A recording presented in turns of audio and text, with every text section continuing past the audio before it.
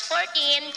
2025. Sa ngayon po ay nananatili na walang anumang banta ng sama ng panahon sa loob at labas ng ating area of responsibility. Mainit na hangin na mula sa Pacific Ocean o ang tinatawag natin na easterlies ang umiihip po ngayon dito sa ating bansa. At sa ating long range forecast, consistent pa rin na walang bagyo na namamataan na tatawid po sa ating kalupaan for the next 2 weeks. At sa lagay ng ating panahon, ngayong madaling araw ay maayos ang panahon sa malaking bahagi ng bansa pero may tsansa pa rin ng mga isolated rains sa ilang bahagi ng Aklan, Cadiz, Escalante, Cebu, Leyte, silangang bahagi ng Bohol, Borongan, Eastern Samar, Giwan, Surigao del Norte at Bislig. At mamaya po ay sisikat ang araw sa malaking bahagi ng bansa, mainit at maalinsangan, pero may tsansa pa rin ng mga cloudy skies with isolated rains sa ilang bahagi ng Aklan, Cadiz, Escalante, Cebu, Leyte, southern part ng Samar, Surigao del Norte at Bislig. At mamayang hapon, maayos pa rin ang panahon sa malaking bahagi ng ating bansa, mainit at maalinsangan, pero may tsansa pa rin ng mga cloudy skies with isolated rains sa ilang bahagi ng Leyte,